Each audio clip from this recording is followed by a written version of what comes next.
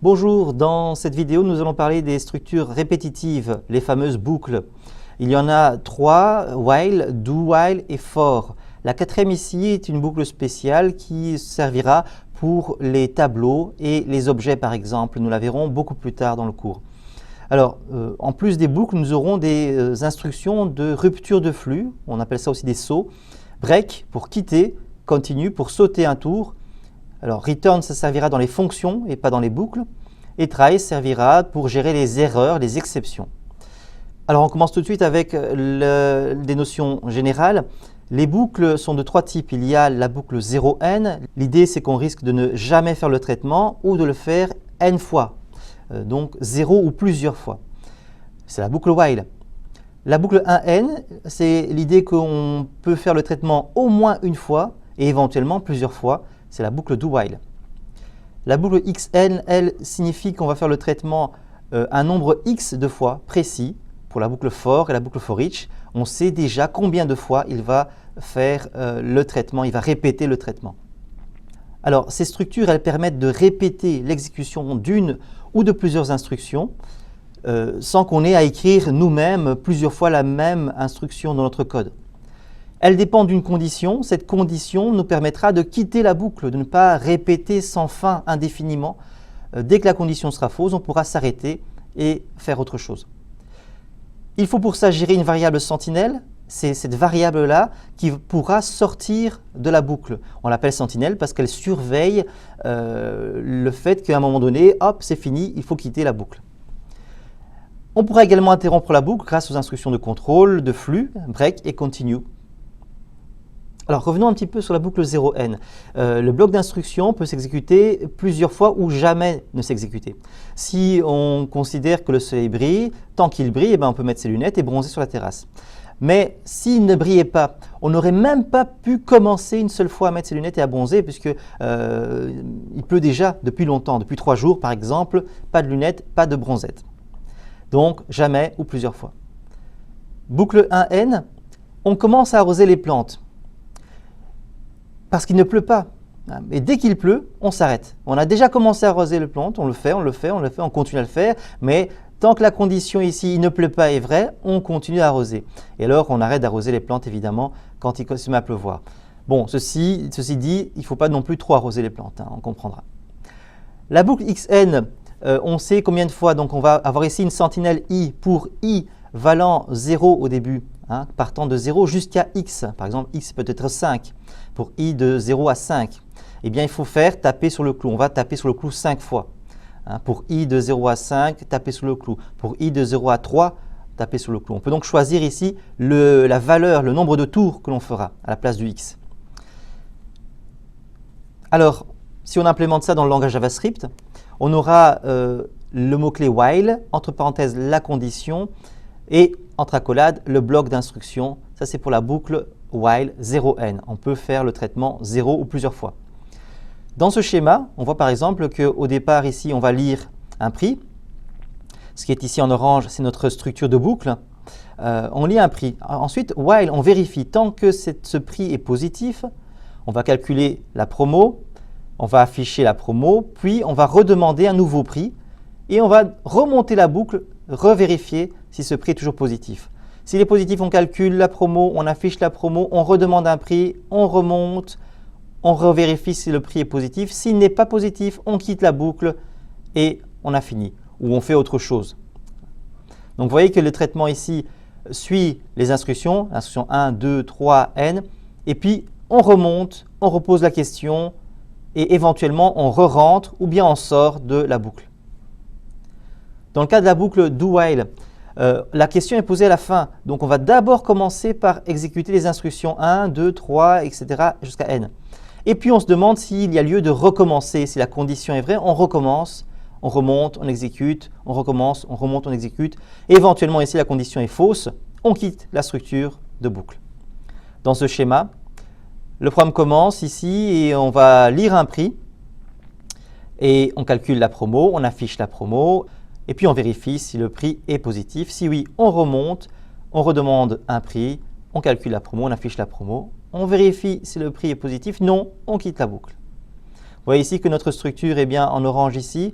la lecture du prix se trouve dans notre do while une seule fois. Alors, dans la boucle for, la boucle xn, on initialise notre sentinelle ici. On va donc déclarer ici var, la variable i, initialisée à 0. La condition de continuation sera par exemple que tant que i est plus petit que 3, et la mise à jour de la sentinelle, c'est de faire que i augmente i++ pour qu'il va de 0 jusqu'à 3 à un moment donné. Alors, ensuite, les instructions dans notre corps de boucle. Dans ce schéma, on aura donc au début l'initialisation de la sentinelle i à 0, la vérification, est-ce que i est plus petit que 3? Si oui, on affiche i, ou bien on fait d'autres traitements. Et puis, ce qui est très important ici, c'est d'incrémenter i, donc de modifier la valeur de notre sentinelle. Comme ça, quand on remonte, i maintenant vaut 1, qui est toujours plus petit que 3. On refait le traitement, on affiche i. On incrémente i qui est 2. On remonte, 2 est plus petit que 3. On affiche i. On incrémente i qui devient 3. On remonte, 3 n'est pas plus petit que 3. On quitte la boucle. Voilà. Donc, il y a 3 éléments dans toutes ces boucles. Il y a notre sentinelle. On initialise une variable. On vérifie si on continue à faire notre tour de boucle. Et on modifie cette variable sentinelle. On incrémente i ici par exemple. On pourrait ne pas l'incrémenter mais faire par exemple que i reçoive son ancienne valeur i plus 2 pour incrémenter de 2. Dans les 3 cas, dans les 3 boucles, il y aura toujours une sentinelle. Ici, c'est le prix. Le prix nous permettra de quitter la boucle ou pas. Si le prix est négatif ou nul, on quitte la boucle. Au départ, il faut avoir initialisé, il faut avoir lu ce prix. On pose la question et après, on doit modifier ce prix. Donc, il y a toujours 3 éléments dans les boucles. La sentinelle, la vérification de la sentinelle et la modification de cette sentinelle. Cette variable doit changer de valeur pour potentiellement un jour pouvoir quitter la boucle. Dans le do while, même chose. On lit le prix, notre sentinelle. On vérifie si la valeur de ce prix est négative. On remonte. On lit à nouveau le prix pour mettre à jour, modifier la valeur de cette sentinelle. Toujours 3 éléments. Sentinelle est déclarée, sentinelle est vérifiée, sentinelle est mise à jour. Dans le cas du for, c'est très clair. On voit dans la ligne de déclaration du for les 3 zones, déclaration, vérification, mise à jour de notre sentinelle. Et donc, ce n'est pas forcément toujours une variable i. Ça dépend de ce que vous avez mis. Dans la boucle for, généralement, c'est une variable qu'on va appeler i ou j ou k ou l. Alors, les instructions de contrôle. Nous avons donc le break et le continue. Le break, il permet de sortir de la boucle, que ce soit la boucle while, do while, for ou bien même le switch qu'on a vu précédemment. On va quitter cette structure et passer à l'instruction qui se trouve juste après. Le continue, par contre, lui, ne va pas quitter la structure. Il va juste sauter un tour, mais continuer à boucler. Donc, toutes les instructions qui se trouvent après ce continue ne seront pas exécutées. On verra dans les exemples comment ça fonctionne. Par contre, en ce qui concerne le return, c'est pour les fonctions. Donc, ça n'a pas un rapport avec les boucles, mais c'est pour quitter une fonction. Alors, il est également possible d'imbriquer les structures. On a vu les structures alternatives précédemment, donc les tests if-else, les switch cases. Eh bien, il est possible de mettre un if-else dans un for. Par exemple, dans une boucle, je vais mettre un test conditionnel. Dans cet exemple ici, je vais répéter 10 fois pour une sentinelle i partant de 0 tant que i est plus petit que 10, i++. Donc, il va bien faire 10 tours de boucle, puisque i vaudra 0, puis 1, puis 2, puis 3, puis 4, puis 5, etc. jusqu'à 9. Et quand i vaudra 10, 10 n'est pas plus petit que 10, il va quitter. Et bien voilà, dans cette boucle-ci, où il répète 10 fois les instructions, il va vérifier que i modulo 2 est égal à 0. Donc si i est pair, alors il va écrire la valeur de i dans la balise B, donc en gras. Sinon, il écrit juste i, donc il ne sera pas en gras. On obtient donc un affichage ici avec un chiffre, une fois sur 2 en gras, les chiffres pairs en gras, les chiffres impairs sont écrits normalement. Donc, on peut imbriquer une structure alternative dans une boucle. Dans ce deuxième exemple, on va avoir un do while. On demande à l'utilisateur d'entrer un montant. Ensuite, on demande d'entrer un taux. Et puis, on vérifie si ce taux est négatif. Alors, on quitte break, on quitte la boucle. On ne va donc pas faire le traitement, c'est-à-dire ici calculer le montant et puis afficher le montant. Ces 2 instructions ne seront pas exécutées puisqu'on va quitter la boucle et se retrouver après. Par contre, si le taux n'était pas négatif, s'il est un taux de 0 ou bien un taux positif, On va calculer le montant, voilà, en faisant ce calcul, montant fois 1 plus taux, et on a un nouveau montant affiché. Et puis on vérifie avec le while ici, la condition du do while, est-ce que ce taux était positif ou nul? Si oui, on remonte et on demande un nouveau montant, un nouveau taux, on vérifie s'il veut quitter la structure de boucle ou pas. Voilà, et il est temps de passer maintenant à la pratique. Alors je fais un petit passage de script.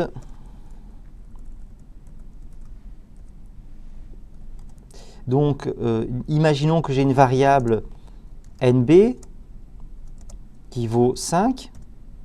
Voilà, je vais sauver ce script.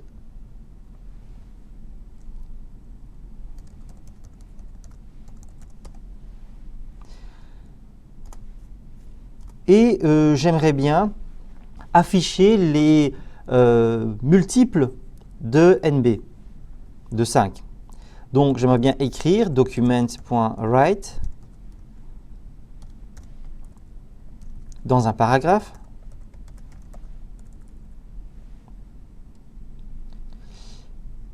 La chaîne, par exemple, 5 fois 1 égale 5. Et puis, 5 fois 2 est égal 10. 5 fois 3 est égal 15, et ainsi de suite. Vous voyez que j'ai donc une répétition d'à peu près la même instruction, toujours à peu près la même instruction, et je n'ai pas envie comme ça d'écrire mes 10 instructions, 5 fois 1, fois 2, fois 3, jusqu'à 5 fois 10. J'ai envie qu'il puisse le faire tout seul. Donc, je ne vais pas écrire, je vais pas répéter ce code. Je me rends compte que c'est un code qui se répète. Donc, il pourrait être résolu sous forme d'une boucle. Alors, dans ce cas-ci, je sais exactement combien de tours de boucle je vais faire. Je vais faire 10 tours de boucle. J'aimerais bien qu'il affiche les 10. Donc, ça c'est mon but. Afficher les 10 premiers multiples d'un nombre. Donc, c'est une boucle xn, la boucle for. Je mets mon instruction d'écriture dans une boucle for. Je déclare ma variable i initialisée à 1 tant que i est plus petit ou égal à 10, i++. Alors pourquoi j'initialisais à 1? Parce que j'ai envie de faire 5 fois 1. Donc ce 1 là, ce sera ma variable i. Et à chaque tour de boucle, i va être incrémenté, donc je vais avoir maintenant 2, donc 5 fois 2. Puis j'aurai 3, 5 fois 3. On peut déjà tester ce code-là. Et voilà, on voit qu'on a très bien ici notre i qui est mis à jour à chaque fois. Ok, mais notre calcul ici est incorrect, il affiche toujours 5. Très bien, ici ce n'est donc pas un 5, mais c'est, je concatène, le calcul c'est i fois nb, ou nb fois i. Donc, ici les parenthèses ne sont pas obligatoires puisque en fait la multiplication va précéder cet opérateur-là. Mais pour être sûr, vous pouvez très bien dire, voilà, rendre ça plus clair. I fois nb, ensuite concaténer. Donc, ce qui me donne, voilà, ma table. Alors, si je change ma valeur, que ce n'est pas i, mais que c'est plutôt 7, il ne change absolument pas. Ici, mon 5 en 7. Par contre, mes calculs sont corrects. Là, évidemment, je ne dois pas mettre 5 en dur dans ma chaîne de caractères, mais concaténer la variable nb. Voilà, cette fois 1, 2, cette fois 2, 14, cette fois 10, 70. On a donc réussi ici à répéter une instruction un nombre précis de fois. On voulait le faire 10 fois seulement. Et pour ça, on utilise une boucle xn en spécifiant qu'on veut faire 10 fois. Alors, j'aurais pu très bien écrire i partant de 0 jusqu'à i plus petit que 10, strictement plus petit que 10. Mais dans ce cas-là, vous ne voulez pas avoir 7 fois 0, mais vous voulez avoir 7 fois 1, donc, et avoir à la fin 7 fois 10, que vous n'avez pas ici. Donc dans ce cas-là, ben, vous devez faire que vous faites 7 fois ici, non pas i, mais i plus 1. Et la même chose, i plus 1 fois nb. Et voilà.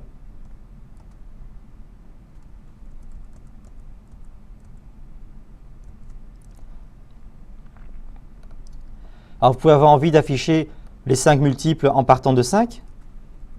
Voilà, 7 fois 5 jusqu'à 7 fois 10. Donc, le départ ici peut changer. Je commence à 5 et je vais jusqu'à 10. Je commence à 5 et je vais jusqu'à 8. Mais ne faites pas, je commence à 5 et je vais jusqu'à 2. Parce qu'à ce moment-là, vous n'aurez absolument rien.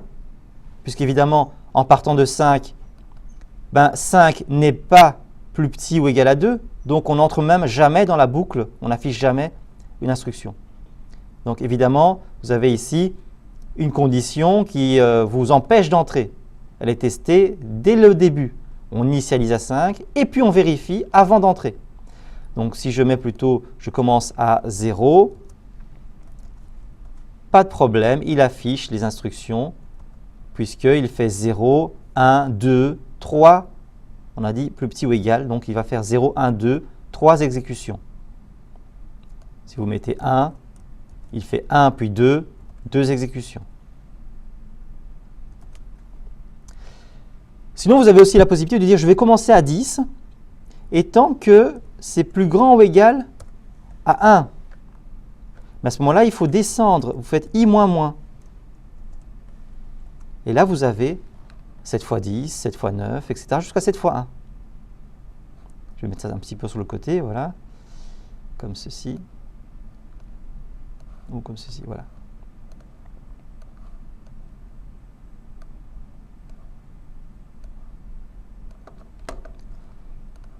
Donc, on peut avoir une boucle qui monte ou une boucle qui descend. Donc, je remets ici une boucle qui va monter tant que i est plus petit que, on va dire par exemple 5, i++. Et ici, on part de 5 jusqu'à 1, i moins moins. Ce qui nous donne, voilà, jusqu'à 5 et puis de 5 jusqu'à 1. Voilà pour la boucle for, on sait précisément combien de fois on veut boucler. Alors, si je demande, donc si on veut par exemple valider une donnée de l'utilisateur. Dans ce cas-là, on va utiliser une boucle 1n. On va lui demander, si on a par exemple un âge qu'on veut lui demander.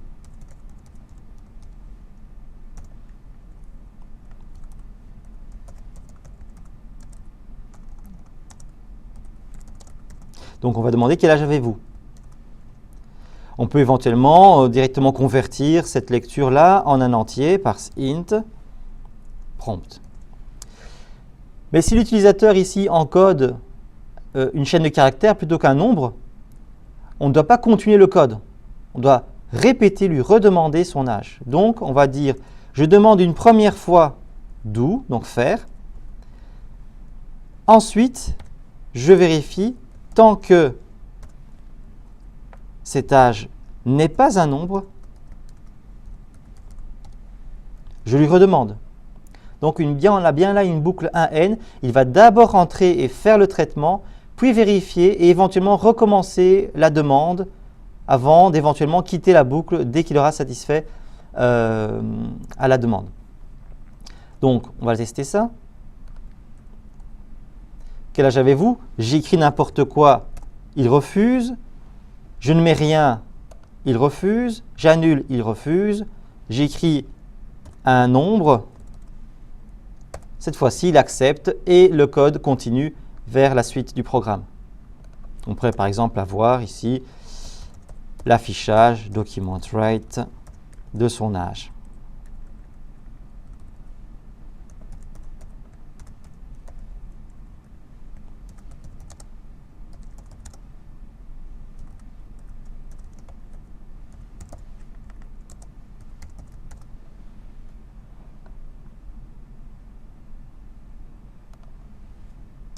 Alors je vais écrire aussi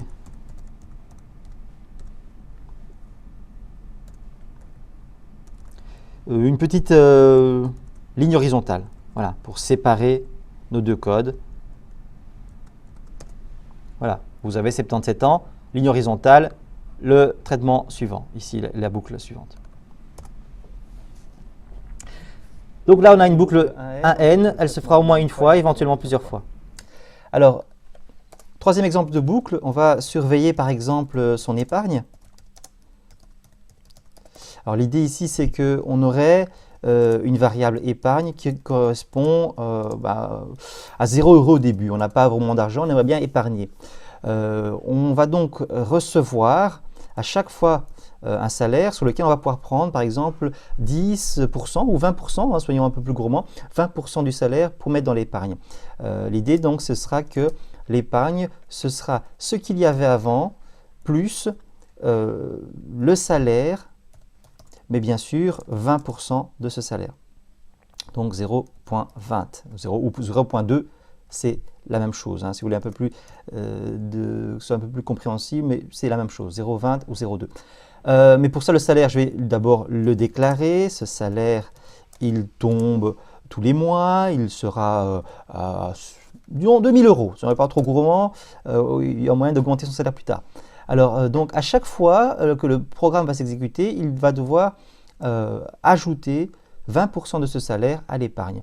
Alors, si je lance le programme comme ceci, et bon, que j'affiche quand même un petit peu quelque chose, hein, document.write, voilà, l'épargne, dans un paragraphe, pourquoi pas.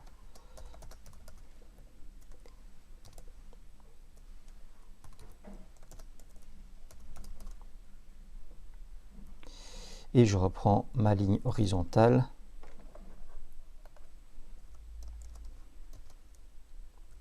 Pour séparer mes trois scripts. Voilà, je sauve et j'exécute ce code. Alors là, c'est le deuxième script. Vous voyez que ici, j'ai mon épargne qui s'affiche de 400 €. Il a donc fait le traitement une seule fois. Il a pris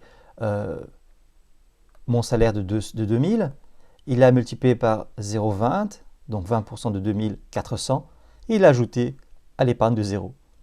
Donc ça veut dire que je n'ai laissé passer là qu'un seul mois. J'aimerais bien savoir en un an combien j'aurais épargné, donc pour 12 mois. À ce moment-là, comme je sais exactement que c'est 12, je vais utiliser une boucle for. Voilà, une boucle for qui va accumuler dans la variable épargne var mois initialisé à 1 le premier mois, tant que le mois est plus petit ou égal à 12, mois plus plus. Je change de mois, j'augmente, je passe au mois suivant. Voilà. Donc maintenant, quand j'exécute, j'ai 4 800 € épargnés en un an. 400 x 12, 4 800. Ça a l'air assez correct. On va peut-être rajouter le symbole euro. Voilà. Alors, ça, c'est si on sait exactement combien de temps on va épargner. Alors, si on veut exprimer autre chose, comme par exemple, on aimerait bien épargner pour un but bien particulier, par exemple pour des vacances. On a besoin, pour pouvoir voyager, de 3 000 € d'épargne, pour partir par exemple à Tokyo, au Japon, ou à Séoul en Corée. Alors du coup, la boucle for ne va pas convenir parce qu'on ne sait pas exactement combien de mois. Je vais remplacer donc cette boucle plutôt par une autre boucle qui sera la boucle while. L'idée, c'est que tant que l'épargne sera inférieure à 3000, qui est notre objectif, nous voulons atteindre cet objectif, on va accumuler de l'épargne comme ceci. Voilà. Parfait, on va tester ça tout de suite. Et on a atteint 3200 € et la boucle s'est arrêtée. Hein, elle a dépassé, mais donc en dépassant, elle a quitté la boucle, elle s'est arrêtée. Donc vous voyez que la condition ici, en atteignant, donc à chaque fois c'était 400, plus encore 400, 800, plus encore 400, 1200, 1600, etc. Elle a atteint à un moment donné 2800, on entre dans la boucle, puis 3200, on n'est pas entré, on a quitté. Donc on a donc épargné ici suffisamment pour partir en voyage. Mais on ne sait pas combien de temps on a épargné. Alors, on va peut-être ajouter notre variable mois. Et au départ, 0 mois se sont écoulés. Et à chaque fois qu'on épargne, un mois de plus s'écoule. Donc, on incrémente notre compteur de mois. Et après, on va afficher non seulement l'épargne, mais également les mois.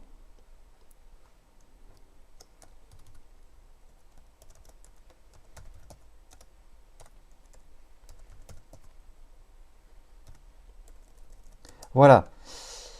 Épargne euro en mois. Autant d'argent épargné en autant de mois. Alors, on va voir tout de suite ce que ça donne. 3200 € en 8 mois. Ça a l'air assez logique puisque 400 € épargnés par mois fois 8, 3200. Donc voilà ici un exemple de boucle while pour lequel on va pouvoir répéter des instructions tant que la condition n'est pas remplie, c'est-à-dire atteindre ce montant-là. Donc j'aurais pu mettre plus précisément ici, plus petit ou égal, hein, je veux atteindre ces 3000 €, de façon à ce que si on atteint l'objectif de 3000 exactement, on s'arrête aussi de répéter la boucle. Voilà les trois exemples de boucles, la boucle while, la boucle do while et la boucle for. À chaque problématique, sa boucle, même s'il est parfois possible d'exprimer l'un avec l'autre, vous voyez ici que il faut toujours se demander un petit peu quelle sera la boucle la plus intéressante. Alors, dernière chose, il est également possible d'imbriquer des boucles dans des boucles, et également des tests conditionnels dans des boucles. Par exemple, je pourrais avoir envie de faire ce traitement que si l'utilisateur donne son accord. Donc, tout ce traitement, je pourrais le mettre dans une conditionnelle, dans une alternative. Voilà. If confirme, voulez-vous épargner? Voilà. Et donc l'utilisateur, on lui demandera d'abord s'il veut épargner. Si oui, le calcul se fait, là on a dans notre exemple. Et là, il a épargné donc 3200 € en 8 mois. Je réexécute le code. S'il dit non, je ne veux pas épargner. Et là, il a donc épargné 0 €. Bon, en 0 mois, en 12 mois en fait, hein, 12 mois, puisque les mois passent quand même. Hein, mais on n'a pas incrémenté ici les mois. Ah ah, non, ça ne va pas. On aurait dû avoir 0 € en 12 mois. Alors comment faire? Bien, en fait, il n'aurait peut-être pas fallu mettre tout ça ici, mais à l'intérieur de la boucle while, vous voyez? Donc, je vais retirer mon test de là et le mettre ici, c'est l'épargne. Vous voyez, les mois doivent continuer à s'écouler. Mais ici, je mets mon test.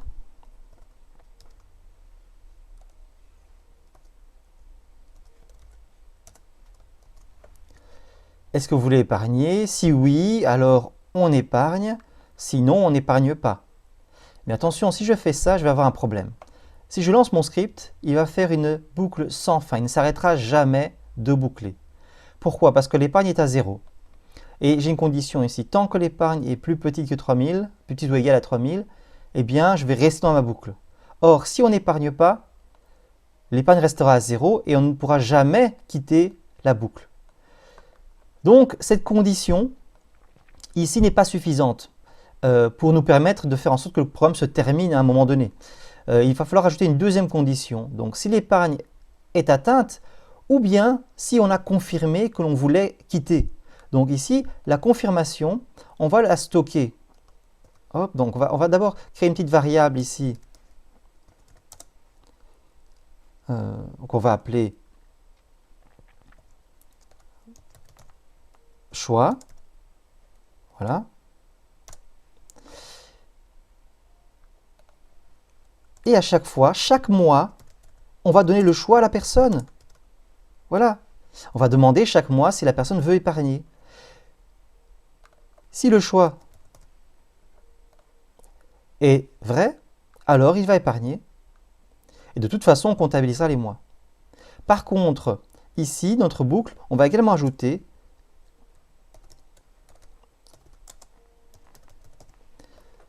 que tant que l'épargne est plus petite ou égale à 3000 et que le choix est vrai, alors on répète. Mais dès que le choix sera faux, on quittera la boucle. Vous voyez ici, on a donc une condition complexe qui va déterminer la continuation donc, de cette épargne, la continuation de cette boucle. Attention, pour donc ça, il va falloir qu'on initialise notre choix d'abord à vrai, puisqu'il faut une première fois entrer dans la boucle. Il faut que le choix soit déjà vrai, comme ça on peut entrer et demander le choix véritable de l'utilisateur. Testons ça tout de suite. Voulez-vous épargner? OK, OK, OK, annuler. On a épargné 4 fois 1200 €. J'épargne une fois, 2 fois, 3 fois. Le 4e mois, je n'épargne pas. Et voilà, donc en 4 mois, j'ai épargné 1200 €. Pendant les 3 premiers mois, 400 € x 3. Et le 4e mois, je constate que je n'ai que 1200 €. Ça ne m'a pas permis d'atteindre mon objectif. Par contre, si j'épargne tous les mois, ben, j'aurai effectivement atteint mon objectif. On peut le tester tout de suite. 1, 2, 3, 4, 5, 6, 7, 8. Après 8 mois, j'ai atteint mon objectif de 3200 €. Alors, c'est pas mal, mais on peut faire mieux. Par exemple, pourquoi utiliser cette variable ici dans cette condition? C'est pas très élégant. Disons que voilà, on a un choix, on ne sait pas exactement quel sera son choix dès le départ, et quand on lui demande, on va savoir quel a été son choix. On va dire qu'on va également compter le mois qui commence dès qu'il commence. Voilà, dès qu'il a fait son choix, le mois commence, un mois est écoulé. Si son choix est qu'il veut donc épargner, on va épargner. Sinon, on quitte la boucle avec une instruction break. Voilà, cette instruction permet de casser le tour de boucle. On va quitter donc notre structure while. Testons ça tout de suite. Voulez-vous épargner? OK, 1 mois, 2 mois, 3 mois. Annuler. Voilà, c'est la suite du script. Et on voit que le 4e mois, on avait refusé. En 4 mois, donc 1200 € ont été épargnés. Ça ne permet pas de voir si on a atteint notre objectif et quand on l'aura atteint, mais ça permet de savoir jusque quand il veut épargner et quelle somme il a amassé donc en épargne. Ok, donc si on veut quand même savoir combien de temps il mettra pour épargner donc les 3000 € pour son voyage, à ce moment-là, on ne doit pas arrêter de faire notre boucle d'épargne. Il faut qu'il continue à épargner. Mais certains mois, il ne voudra pas épargner, d'autres mois, il voudra épargner. Donc, à la place d'un break, on va plutôt utiliser la structure continue. Alors, ça donne ceci. Voulez-vous épargner? Oui, une fois, oui, 2 fois, non, une fois, non, 2 fois, non, 3 fois. Et puis oui, oui, oui, oui. On continue, on épargne les restants des mois. Donc, on a refusé pendant 3 mois à épargner. Résultat, il nous a fallu 11 mois pour épargner nos 3200 €. Les 8 mois qu'il faut normalement, plus les 3 mois pendant lesquels on a refusé d'épargner. Vous voyez qu'ici, donc, c'est beaucoup plus intéressant parce qu'on va pouvoir savoir, on va pouvoir atteindre notre objectif d'épargne, mais également savoir en combien de temps on a réussi à épargner. Le temps théorique est de 8 mois, mais le temps réel a été, lui, plutôt de 11 mois. Alors, pourquoi mettre ce continue ici à la fin? On pourrait très bien, du coup, ne pas le mettre. Si j'enlève le continue, le code fonctionne. J'épargne une fois, 2 fois, je n'épargne pas une fois, 2 fois, 3 fois, et le restant du temps, j'épargne.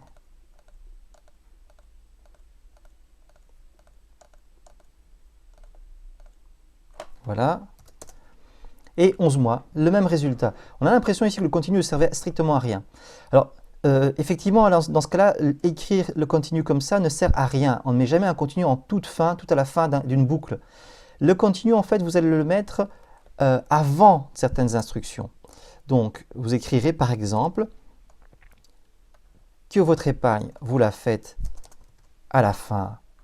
Et que si vous n'avez pas voulu épargner, alors continue. Il va sauter un tour de boucle, il ne va pas exécuter cette ligne de code. Donc, Si je dis que non, je ne veux pas épargner, le mois s'écoule, je vérifie que non, je n'ai pas voulu épargner, hop, on saute, on ne fait pas l'épargne et on revient, on redemande si le mois d'après, on veut épargner. Testons ça.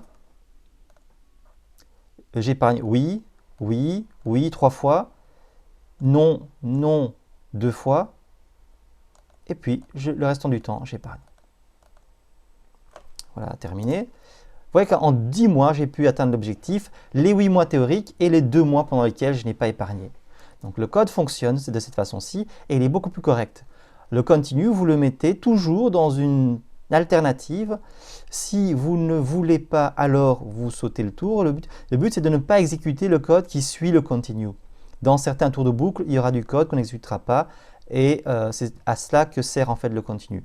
Un code qu'on exécutera toujours en début de boucle et puis un code qu'on n'exécutera éventuellement pas en fin de boucle après un continue. Voilà pour les structures donc de contrôle de flux, break pour quitter une boucle, que ce soit une boucle while, for ou une boucle do while, et continue, même chose, pour non pas quitter mais sauter un tour de boucle en n'exécutant pas les instructions qui sont juste après l'instruction. Si vous voulez, je peux même vous mettre ici un affichage, document write. Comme ça, au fur et à mesure, je le mettrai peut-être voilà, là. Au fur et à mesure, nous allons pouvoir monitorer, surveiller notre épargne.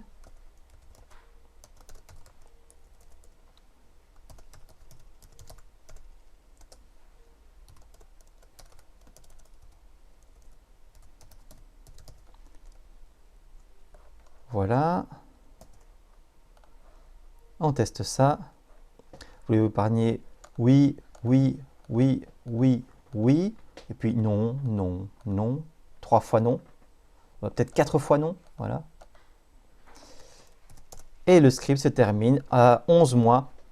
On a réussi à atteindre donc les 3200 € avec à chaque fois l'épargne qui s'est accumulée ici. Voilà, c'est tout pour les structures répétitives. Vous voyez que ça permet donc de complexifier nos algorithmes, d'exprimer beaucoup plus de nuances, beaucoup plus de complexité et donc forcément ça ne fera qu'enrichir vos scripts si vous arrivez donc à jongler avec les boucles et les alternatives imbriquées en fonction donc du cas qui se présente dans le problème que vous voulez informatiser. Alors il est temps pour moi de rentrer à la maison. Tiens, je suis déjà arrivé. Bon code!